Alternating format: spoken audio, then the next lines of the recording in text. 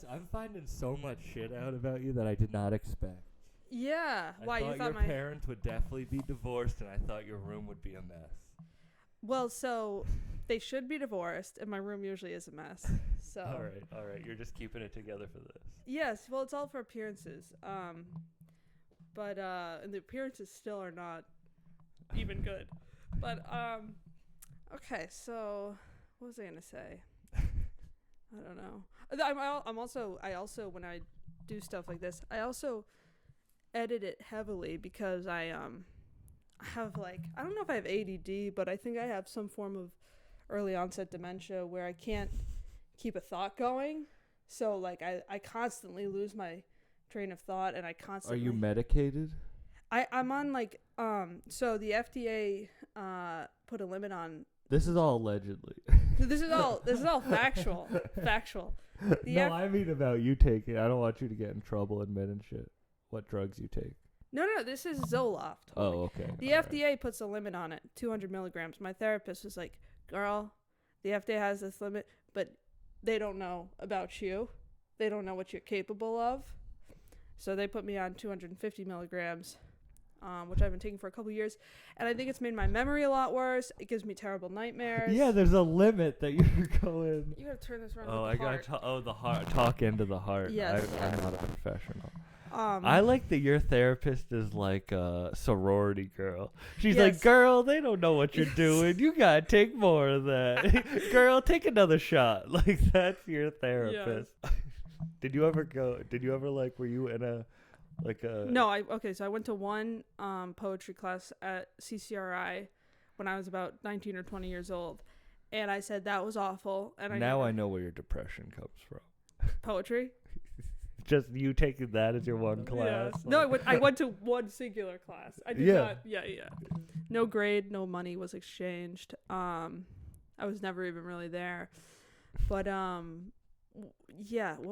See, this is why I can't do this. No, I'm bad too, and I just did a dab in your driveway. I was gonna say, I hope you're not completely sober for this, because I was like, this is too nice of a place to be doing a dab. No. That's like, I can never dab at my grandma's house. Well, that makes sense. It'd probably break her heart and kill her. Yeah. Maybe I should. Yeah. You don't do that on Thanksgiving? No. Well, I was in Detroit on Thanksgiving this year. Oh, let's talk about that. Is this going to turn to a serious interview podcast? No, it's not. I have a series of prompts, but I feel like we should ease into. I have a series of questions, but we should just talk and see what happens at first. But Detroit, were you happy there? In Detroit? Yeah. Yeah. I love Detroit. It was crazy. Like, I spent fucking Thanksgiving tripping on mushrooms with Danny Brown and smoking weed with Hannibal Buress. And, like, I had never been to the city before. It was, like, the craziest thing of my entire life. Like, it was, like, the craziest experience of my life. Is Hannibal Buress from there? No, but he's good friends with Danny Brown, and Danny Brown had this big festival that I was invited out to. That's why I went. How did you get that invite? I know I've interviewed a lot of the people in his group. Okay. And he has this one comedian in his group, CP, who's like a hilarious comedian, has been on the podcast, and he was like, you got to go out there. And so I went out there and got invited, and then it was just like, literally from the second we got into the city, me and my boy Jay, we went to like a private Thanksgiving dinner where the restaurant brought you free weed, and like with Danny Brown. God. Like, I never met Danny before. Like, we're sitting 2 people over from him. That's crazy. Smoking free weed, getting the fanciest dinner in Detroit. It was crazy. That's awesome. That beats my Thanksgiving by a lot. Yeah, you just made me think of something. What was the worst Thanksgiving you've ever had? The worst Thanksgiving? I'll tell you about the worst Christmas. I was 15 years old. I was also expected you to be Jewish. I was surprised when I saw the Christmas tree through the window in your house. That's so funny. No one ever. I really don't know many Jewish people. I only know them now that I work at a boarding school. But and you're a comedian. And I'm a comedian. But still, even there's not that many Jewish people. Are you Jewish? No, I'm not. Yeah. But in the Rhode Island scene, they're not allowed. Right. Basically, yeah. And especially in the Boston scene. No, there's a lot in the Boston scene. All right. This is sounding hateful, but I love the Jews. We love the Jews. See, I can't watch my podcast, so I can't edit it. Who edited it? I have producers, but I don't edit anything. Okay. Oh, you don't edit anything out? No. Who puts it out? Ani Moosh and Irish O'Neill have too much content, and they live in New York now and produce for like Guys We Fucked and.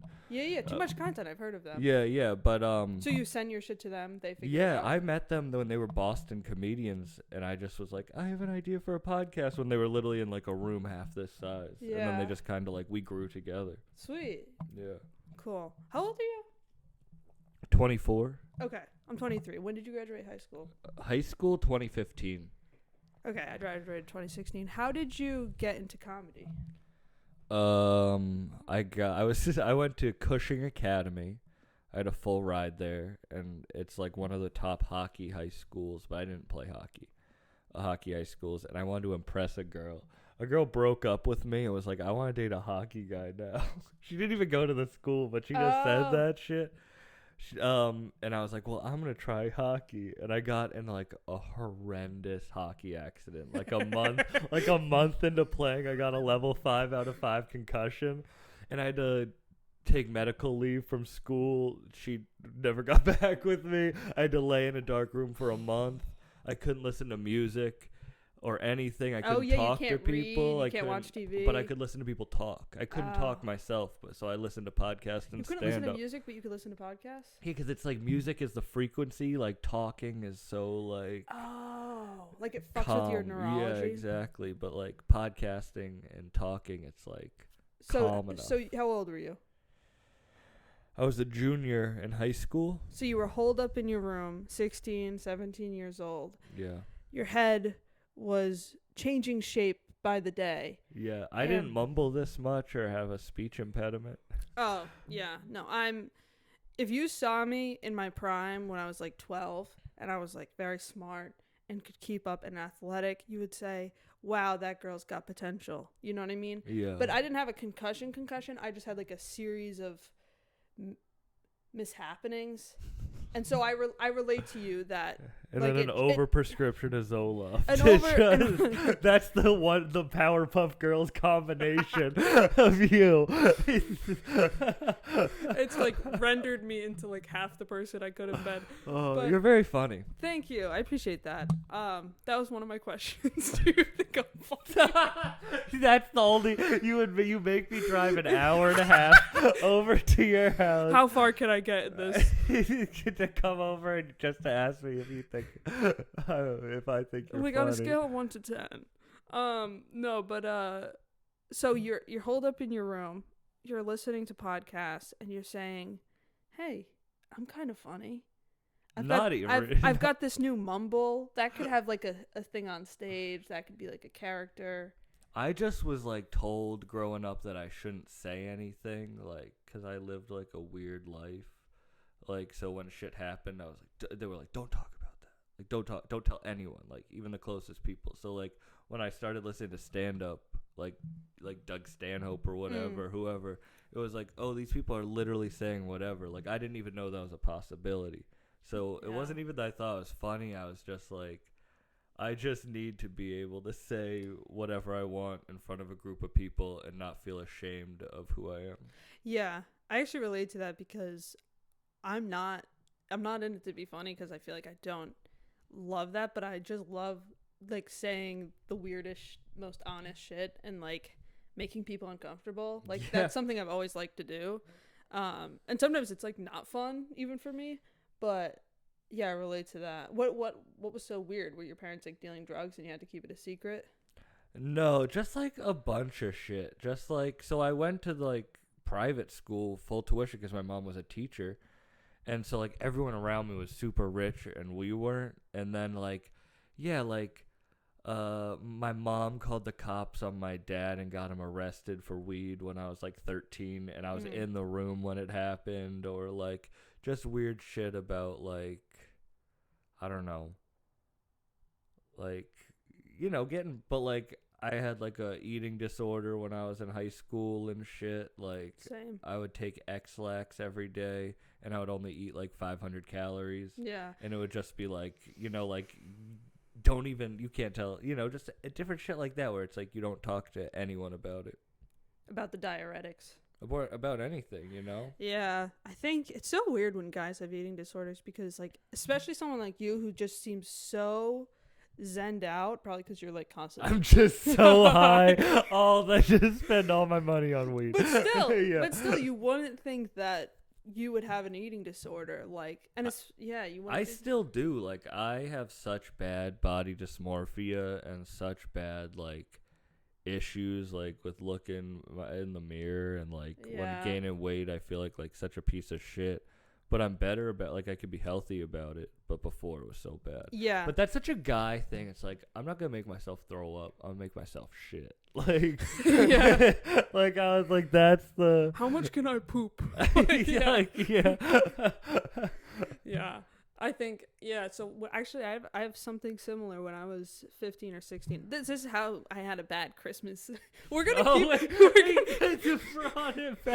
to keep this is how, do you have ADD? Yeah, of course. Okay, so I don't know, I think I probably do, but this is how. I'm undiagnosed. Okay, do you want some of my Zoloft? I came from the family where it was like, if you don't get diagnosed, you don't have it. Oh yeah, I come from the family of if you get diagnosed, I don't get tested, I don't have it. Oh, true.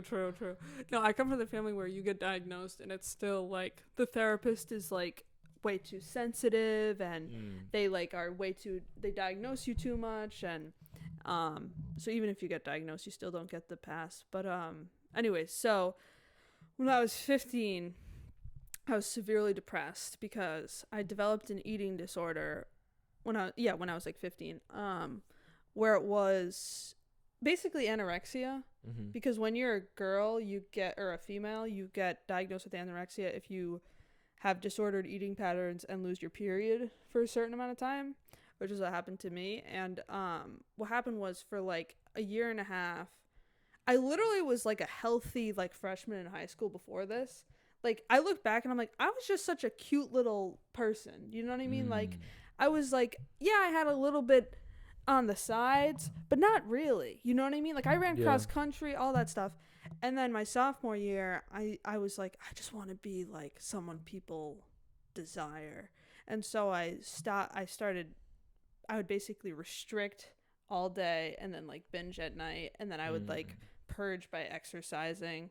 I hate throwing up, and so I wouldn't do that. And also, like, I hate like extra taking things outside of what is natural, which is why it took me so long to get on Zoloft for my like depression and stuff. Yeah. But so I wouldn't take laxatives or anything like that. I would just exercise and really beat myself up and hate myself. And I still struggle with that stuff, especially like because I didn't go through a program to recover. I don't know why I started laughing. I'm sorry. It's just you telling the story in that hat.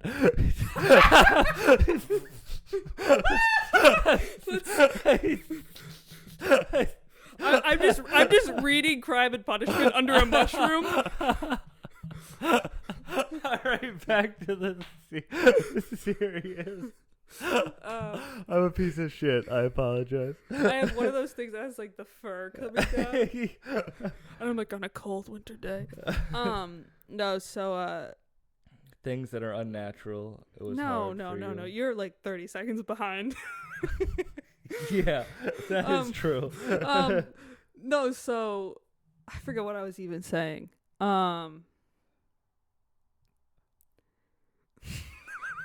That you used to anyways, like, okay. So anyways, I was super unhappy. I was I didn't do a program to recover from the what eating made disorder. you want to just like be like, I want to be desirable now?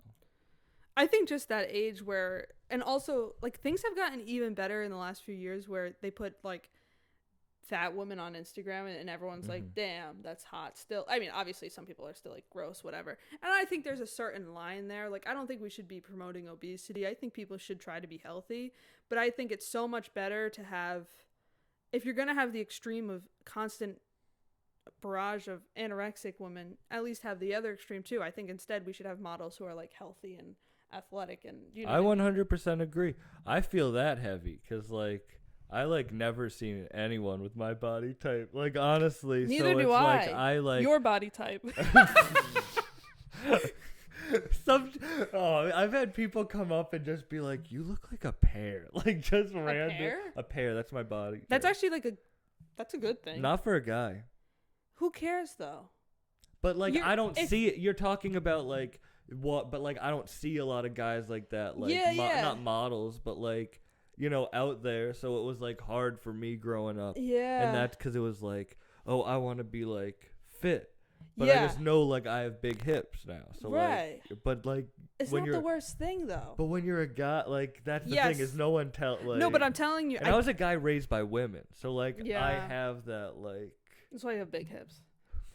No, I think like I get birthing hips. Birthing hips. I think that like that is a shitty thing to deal with back in the day, but now I think it's important for you to know that there are people out there who are gonna like you. Oh, 100%, and that's like it's gonna take some time. You have to get a podcast. You have to get somewhat. No, everything I do. You have to take X-Lax 4 times a day. No. Do you have any? I ran out. I just bring out a bottle of prune juice. No, I think. What was it? Yeah, I think it's tough. It's tougher for women, 100%. No, it's like I wouldn't even say that. Who cares? I think it is though. It probably is, but I think once you have it, the percentage of women affected is higher. Sure, once you have an eating disorder and you're someone who's affected by that, it's equally going to be as hard because it's a brain thing. It's a mind fuck. You're constantly fighting yourself. You hate yourself. When also just like the enjoyment of food is such a big part of life. Mm-hmm. Like when you take that away from yourself, there's a real psychological thing there. Like my sister, when she was pregnant in her first trimester, she couldn't eat because she was like so nauseous. Yeah. And she was like literally complaining. She was like, I literally am like struggling mentally just because I haven't for months and months had a good meal and enjoyed it. I've either eaten something and thrown it up or eaten something and just felt shitty or not. You know what I mean? So like, it really affects you in so many ways. But I think that's what good food is. Like when I eat a lot of fast food, I might enjoy it in the moment, but then like it just makes me feel like shit. Like it's like the drug of it. It's like when I eat like good food, like when I'm eating healthy, like good healthy, you know what I mean? Still going out and getting like pasta from a nice meal, like sometimes, like that's when I feel my best. Like yeah, I agree with you. When it's like I like to make stuff at home that is like a delicious meal that isn't completely like a salad with chicken, but it's like there's pasta. Do you cook? I love to cook, yeah. I think you need to be satisfied with like protein, and you have to have enough vegetables so you can go to the bathroom and all of that. Even though you're really good at that. No, but then you also need to have like delicious like bread and stuff that like supplies you emotionally and makes you happy. I give myself weed as my crutch, like as my like I don't drink a ton. Yeah, I try not to eat unhealthy, but like I'll abuse the fuck out of weed. Yeah. She's like, no, stop smoking. No, whatever works for you. I think. I mean, also like, is it abuse or is it a way of life? It works for me. Yeah, it works for you. I do try to be zen, like as much as I'm so anxious, but I do try really hard to just like be calm throughout the day, like get my life to be at a point where like I am zen. That's the thing is I work tirelessly every day to just feel okay, to not be like in my head and like feel like I'm gonna die and feel like my life's pointless, and it's so exhausting though. But like, what do you want to do? What do you mean? Like, what do you want to do? Like, do you want to work in, like, schools? Like, No. I don't really care. It's not about the specifics. What it comes down to is... But it is. No, it isn't, though, because... Well, maybe it is. I could be I'm probably wrong. Because think about it. Like, that happened to me. Like, I was a very depressed, anxious person, but when I started working on the path towards something that, like, oh, this is actually what I do, it gave me, like, a purpose. Okay, so you're right about that. So what I'm saying is... But you say you're not motivated? I just mean, like, I'm not like a workaholic. What I want out of life. What? Like, neither am I. I get high all the time, and I do mushrooms a fuck ton. Okay, like, so then we agree. Like, we agree. Like, I like to enjoy, like, I'm not saying, like, I just worked all weekend, and I came here, and I set this up, and we're doing this. Like, I'm motivated in that way where I like this stuff, and I want to do it, but I'm, how did we even get on this? What were we even talking about? I don't know. Every podcast I go on turns into a bucked up self-help podcast. Right. It's a problem. Okay. Don't therapize me. It's a real problem. That's literally, if you watch my show, that's just what it is. Yeah. Like. I love, like, also, like, I love that you go up to these rappers who have, like, been in prison and live hard lives. And then I also am going to ask you about your podcast after. But you go up to these and they open up to you, and you're trying to get me to open up, and I'm like, what are we doing? I know. Literally, like, I've met people who have murdered people. Yeah. I'm like, whoa. Let's keep it superficial now. Going back to what you were saying about Thanksgiving, though. No, we're gonna go around and around, and then I'll edit it all in a way that makes sense. What I really hope there's a ringing during this episode. A ringing? Or a beep. Oh, yeah, the sound's not going to be. Listen, I've done this a few times, and every time I'm editing it, there's something so wrong that it's just, but it's, what is it? So you have a podcast called Bucked Up, where it's a self-help podcast. It's off of your name, Sam Buck. How long did it take you to find that out? I'm putting it together right now. It's actually really creative. So you talk to rappers and hip hop artists about not exclusively, but who else do you talk to? Comedians, artists, chefs. I've had the #1 male yoga instructor in the world. I love how you went, chefs. Oh, chefs. Yeah, I've had yoga instructors on. Yeah, who's the #1 male? Sean Vigue Fitness. He's definitely, like, secretly a rapist. You don't get to be the #1 male yoga instructor without. He's a very nice guy. Yeah, no, I'm sure he is. So is Bikram. But no, I'm kidding. But where you talk about self-help and helping people, what is it like? So, like, you're like a stereotypical, and I mean this in the best way, like a white nerd, right? Mm-hmm. Like glasses, tall, curly hair. Mm-hmm. You're not the person people expect, like people from Detroit or people who have been to prison, people who have killed people. Like, why are they opening up to you? What do you think it is about you? 'Cause I really love it. Like, I grew up with rap. Like, that was I knew all the words to, like, rap albums, like, by Ice Cube when I was 6 years old. Like, that's what my dad played. Like, he would take me to Wu-Tang Clan concerts growing up. Like, I love rap. Like, as much as comedy, I love rap. Yeah. Like, I loved rap even before comedy. Yeah. So, like, I also smoke a lot of weed, so it's not like I'm not an interviewer. Like, when they come in, I literally just want to have conversations with these people. Like, yeah. That's how my conversation, just like this, it's like how my conversations go. Like, yeah, that's how, so I like smoking weed and talking to people, and you record it. Yeah. And people just started watching it, and it just kind of, like, took off. I started interviewing comedians, like local comedians, but rappers just started watching it, and it kind of just started taking off like that. And I don't know, I honestly, like, don't know why, but most other interviewers don't talk about their feelings. Like, they just ask them questions, like, what's the next album you're gonna be released, or what did you mean when you said this? Not like, man, I have really bad anxiety, I dealt with eating disorders, like, I felt like I wasn't understanding anyone, like, I felt lost. Do you feel this? And these are people who are, like, outwardly in their art form so tough. Like comedians, we're like, so, we're supposed to be like, fuck it, I don't give a fuck. Yeah. But I give the most fucks. Yes. Like, no, of course. So that's like with rap, it's like, these are all real people. Like these are all like they are real people with real emotions and real feelings. Like no matter what race, creed, ethnicity, color, it doesn't matter. Like they're just real people. That's their art form, and I like to talk about like. Because usually if you're portraying that, there's something under that, like, you're trying to, like, overcome. Yeah.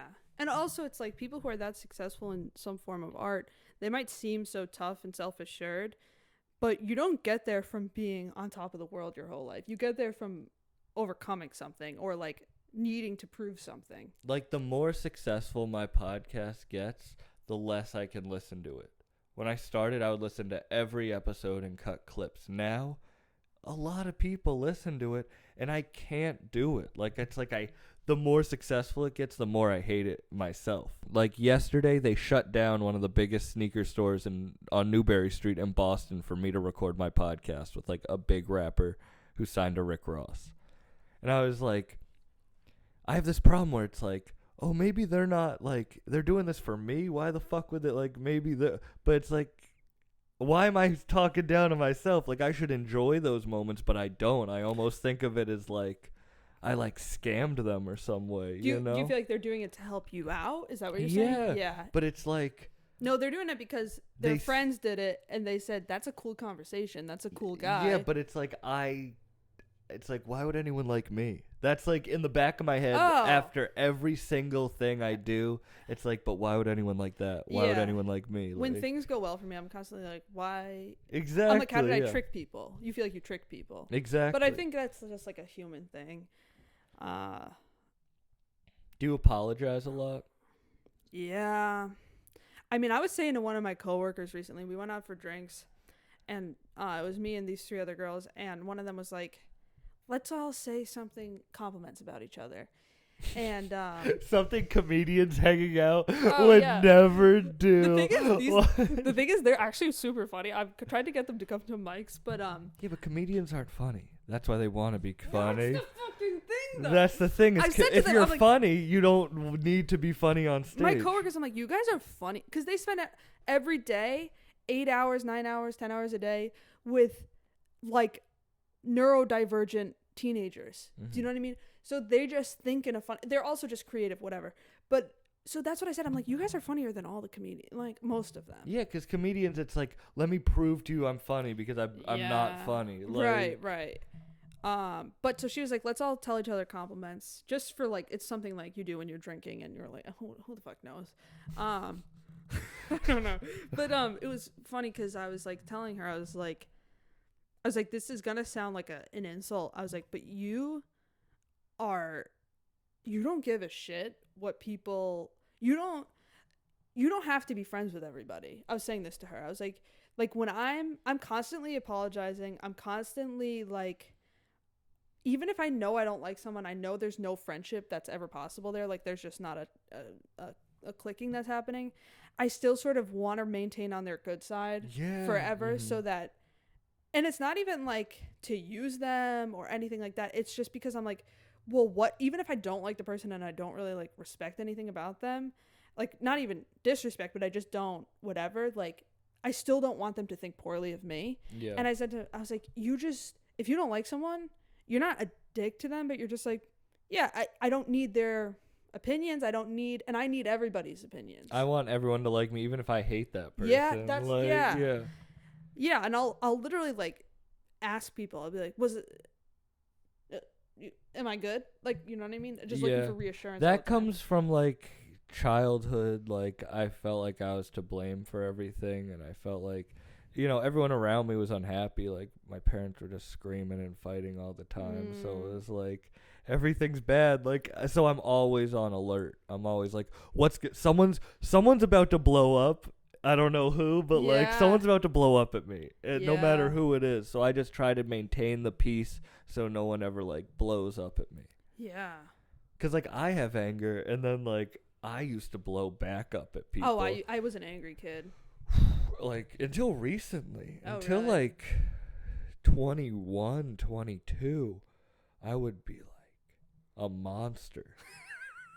Sorry, I just thought about you going, chefs. Yeah. No, yeah. I mean, I would, when I was a kid, I would, my sister said, like, when I came out of the womb, my older sister, she was like, you were already, like, grimacing. You were, like, ready to fight. You, like, and I don't know why that is. I think my mom probably had, like, too much testosterone in her body when she was pregnant with me. Because I've always had, like, a mustache. Test high in tea? No, not testing high in tea, but just, like, I just have, like, a deep voice. And this hat, I was like born with this hat. You don't seem like a masculine female though. Oh, okay. I've always sort of perceived myself that way. I perceive myself as a feminine male. You don't seem like a feminine male. You seem like a... We have the same type of fucked up mental illness. Yeah. Imagine everyone watching this is like, that's a fucking dude and that's a woman. They think I'm Mary We're Russo. just like, they think you're the host of Bucked Up. We're just deluding each other.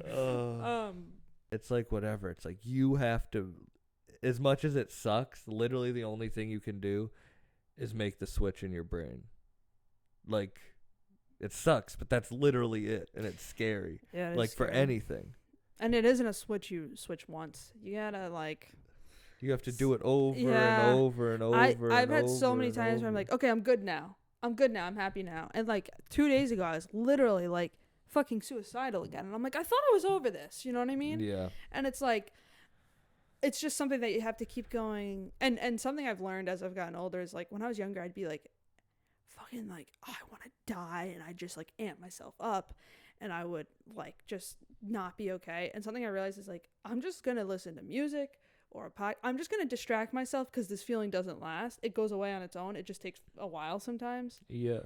Well, now where I am in my life right now is I feel like, and I'm making no money. I'm making so little money that like every day is like you know what I mean? And I'm very lucky I can live with family. Yes, that is a thing. But it's like, but I'm more happy now because like I can just put everything into what I love. And that like... I've never had that kind of like happiness before ever. Like I'm still depressed and anxious, but still it's like I don't feel like a fuck it anymore. Yeah. No, I usually don't either. It was more of a like a... I don't mean fuck it like everything, but just meaning like why. And to answer your question about if I like my job, I do, but I don't want to be there forever. Do you know what I mean? Like I want to get out of there in the next year or two and do something creative for a living. I don't know if that's ever going to be a possibility for me, but do something more geared. But it is. That's the thing that we were talking about before. And again, we're switching to a bucked up self-help podcast. That's fine. But it's like, it literally... I just take your name. I call it like, what could I call it? Just put Sam Buck is still... My nephew put that. I like that. It's not alive. It's not still alive. Oh, he put the not. And I have like OCD, so I'm like, is that going to make me die? Him writing that? You know what I mean? Yeah, I do. But it literally is just a switch. Like, if you want to work in a creative field, you literally just have to be like, I'm going to do it. Like, that's sort of the switch that I'm like, because there's jobs. Everyone has a job. Like, everything that you like to do, like everything you imagine you want to do, there's people doing it. Because if not, you wouldn't be imagining it. Yeah. And then there's always a path. And you can just like pick up the breadcrumbs. You're not going to jump to the top, but you just have to be like, oh, what did that person do to get there, to get there, to get there, to get there, to get there? Yeah, and it's like, pretty, it's like, with creative careers, it's obviously not as black and white as you get this degree, you apply to the job and you get it.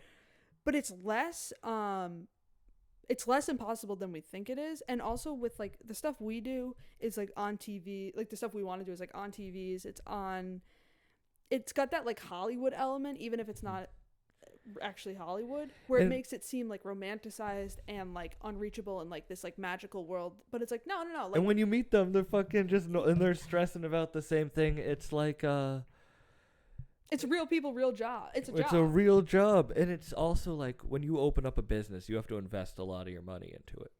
I invested everything, all my savings, everything into the podcast. And when I was done, literally to the week, this is the crazy thing, to the week that I ran out of money, to the week that I spent everything, I started making money. Yeah. Like, it was like Literally, like, Yeah. I spent everything over. I've probably invested over 25 grand into this podcast. Wow. And, like, that's what you have to do. Like, that was Yeah. everything. I was a marketing manager at a food I was fucking making good money, but I Yeah. did everything just to, like, I invested everything. And it ended up working out because it had to. That's really cool.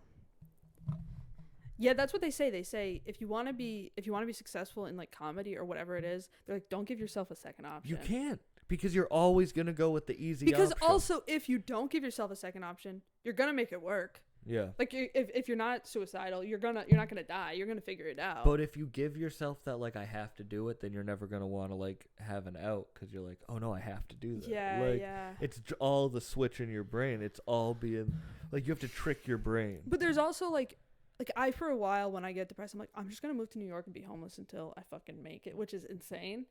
So I think there is a balance between like, oh, I'm just gonna be a teacher and not pursue anything, and then also being like, I'm not even gonna have a bed until I make it. Like, you can, like, I think how I'm doing it right now is at a good pace where I'm like, I want to work 100%. I want to work at this stuff. I want to do podcasts. I want to go to open mics, blah blah blah. But I want to like have coworkers and be able to go out to eat once in a while and be able to like live a normal. I think if you have 15 grand saved, you can support your dream. Okay, I don't. What made you get into comedy was you were listening to the people while accident. While you were concussed. And how's that girl doing now? She's some like sorority chick. Yeah. I probably shouldn't say this. She's very well known in a certain field. Please say more. I'll say it off, like, what kind of field? A sport. But not like a well-known sport. Lacrosse? No. Golf? No. She is pretty well known in something with horses. Horseback rides. Yeah, something doing that. She's very well known doing that. So yeah, that's what she's doing. She was a horse girl. Yeah. You broke your brain for a horse girl. Yeah. She left me for a deaf kid. You know, I've said this on stage, but it's true. It's hurtful telling her, like, I want to be a comedian. And she's like, I'm going to date a guy who can't hear. I can't talk to. You're like, hey, bro, you stole my girl. He's like, what the fuck? It's just me with my speech impediment, him not being able to hear, arguing over her. She's like completely something I've thought about with deaf people, I might have to cut this out, but like there's a sensitive way to put this, and then there's like a comedian's way to put this, but like deaf people, the way they speak is what they hear, right? I don't think so. No, it is. Is it? Yeah, that's why they speak that way. Because like if you plug your ear and you hear, then oh, so they're just replicating the sound. They're doing what we're doing, but they hear less sounds, so they make less sounds or whatever. Mm-hmm. So like, I don't know why I just corrected you. Like, I had no idea. I just mansplained you, and I had no fucking idea. No, I'm truly guessing. I'm also guessing. Fuck you. I make shit up. all the time. And so my point being, there's this beautiful thing about deaf people there, and then to make it into a joke, you take out the softness of it and the, I don't know. Do you get what I'm saying? Like, isn't it weird that No, I see what you mean, because the second you said that, my mind went to, that's how I feel every time I get naked in front of a girl for the first time. It's like, oh, you get to see how I'm fucked up. You know what I mean? Like, they're showing you their fucked up thing. Yeah. So that's kind of where, like, my mind... Your fucked up thing being your penis. Yeah, exactly. That's the joke. That's where my mind goes, for that. 3 girls grabbed by stranger. All right. Let me think of the question. What? See, you gotta turn that shit off your phone. I don't know why it's on. You gotta turn. I hate people who have the news notifications on, because it's like it just makes your dad's day sad. Dude, when it makes your dad sad. When I'm sad, my dad's sad. Actually, this is random, but the other day when I was like suicidal, I was like, I'm gonna fucking kill myself. And my dad was like, kill me first, which is sort of sweet. That is kind of funny. I'm like, You should just not edit any of this. Yeah, no, I probably won't. Keep. What were we doing? I don't fucking know. Look at your list of questions. No, but it wasn't. It wasn't on the list of questions. Okay, I asked you why do rappers open up to a white nerd? No. So I think we already sort of said this, but what are your goals for like the podcast and comedy in general? Like, this is sort of like a 2-part question, but like, what's important to you in life? When I think of you, I think you're someone who probably wants to be around friends. You probably want to be on shrooms, and you want to probably like be enjoying yourself. Yeah. And then you also want some sort of, not notoriety, but some sort of like, you want things to happen. Yeah. So yeah, this is when everyone's gonna stop liking me. But when I was like 16 and I got in that accident, ever started? I will kick this lamp over. It's my mom's lamp. Fuck your mom's lamp. Mom. Yeah. All right, She's gonna come in. I know she probably heard that. The podcast I would listen to was Joe Rogan, and whatever, he's like turned into someone different. But at that point, shut the fuck up. That was like the first like. He's one of the most consistent people ever. No way, 100, not at all. But you don't think so? No, because I've listened to him. I listened to almost every single episode until recently, and like that was the first like positive influence on my life. Like him wanting to be healthy and like smoke weed and follow his dreams. Find and that do balance. That. Be that famous without like needing to be famous. And that's why now it's different. Like when he signed the Spotify deal. I mean, I don't like have Spotify, yeah. Like whatever. But what changed? I actually want to hear your thoughts on that really quick. Because he got super duper rich, so he started hanging out with super duper rich people. And not that that's bad, but it's a very different podcast now. Yeah. Because it's now a rich guy talking to rich guys about rich guy things. While before it was a guy who was like a comedian who had a good amount of money, but still was like gritty. Not at that next level. Yeah, he was still somewhat gritty. Because when you get to that next level, you're too far removed from like reality. Yeah. Okay. So that's like. I don't want to copy him. Like, that's why I'm doing the rap thing. But it's like, I just want to find balance in everything. Yes. Like, he was such a positive influence on my life. And that's why, like, when people talk shit, it's like, I just stay quiet. Because, like, for me, he changed my life in such a positive way that, like, I just want to be balanced. People talk shit. And, like, nobody's perfect. And, like, I don't listen to that podcast religiously. I'll listen to clips here and there that are with, like, people that I like. Yeah. But he never says anything too awful for me. Like, no, I think it's because he does it all on his own. It's all independent. Yeah. I don't know. I think like the transgender stuff has gotten him into trouble, but it's a tricky thing. It is a tricky thing. Yeah. All of it is, but I also don't think people should be shut out from saying stuff. But I disagree with a lot of what he says on certain things, and I think he's too harsh on some things or not on others. Yeah. Like, but just like how people should listen to mine and aren't going to agree with everything I say. We're not all going to be. He's not doing it for you. Just like I'm not doing my podcast for anyone listening. Right. I'm doing it because I, at the end of the day, want to sit down with these people, smoke a joint, and have a conversation. And it just happens to be recorded and people listening. Like, yeah. I'm not trying to get like what's going to get the most views. Right. I just want to have a cool conversation. Yeah. Yeah. The episode releasing tonight at midnight is with Jay-Z.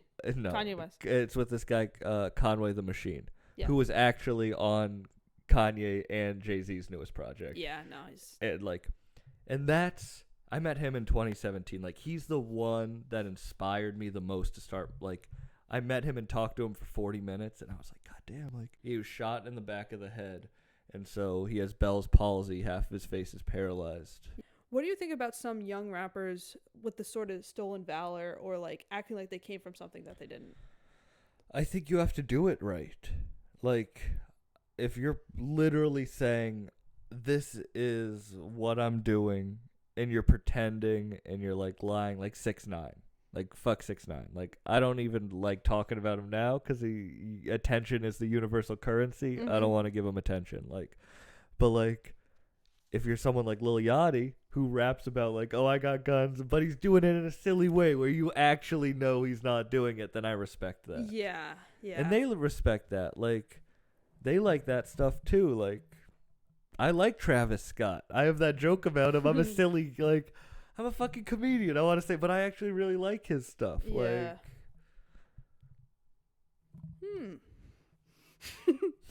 Like, I like Lil Uzi Vert. Like, I'm seeing Playboy Cardi on Tuesday. Like, whenever people call me Napoleon Dynamite, I'm like, God damn it. Do I really? I mean, I get it, but also. I think any guy with curly hair and glasses. Yeah. You don't breathe with your mouth, though, which I feel like. I do, actually. Oh, I can't breathe out my nose. I hate people like, I can only listen to this rapper. I only like this It's like, why can't you just enjoy it all? Yeah. The thing is, for me, like, with rap, it's not my favorite genre. And here's what I like for rap. I love, like, Man on the Moon, Kid Cudi. Mm-hmm. I love a lot of Kanye West, from all different eras. I like J. Cole from, like, 2013, I think. I like, who else? I like some of Jay-Z. I know exactly who you were freshman year of high school. Yeah. Yeah. Listen, all that I had shit. A big ass. Yeah. No. That's your type. No. That's it. I don't care anything else. I don't care what you look like. I don't care what you do. If you have a big ass, call 978. You like a specific era. 8403. Oh, that's if you got a big ass and you like a very specific era of J. Cole. No, but I like so it's Kid Cudi, J. Cole, Kanye. Like it's like a very like pop early 2010s, I would say. So like I'm not. You used to love listening to 107.9 Kiss 108. Oh yeah, I still listen to that. But so what I'm saying is I don't really know too much about it, but I enjoy it. I don't know even what I was gonna say with that. I like that you ask questions off a list and still don't know where. You bring up something. I think those are all the questions I have. bring up something. Let's try. Do you actually want to do comedy? Good question. I don't know. Here's how I feel. When I do stand up, there's part of me that really likes it. There's a big part of me that goes, what in the fuck are we doing here? We're in this basement. I don't really drink, so I'm just like, what am I doing here? It's like a little math equation where you go like, ha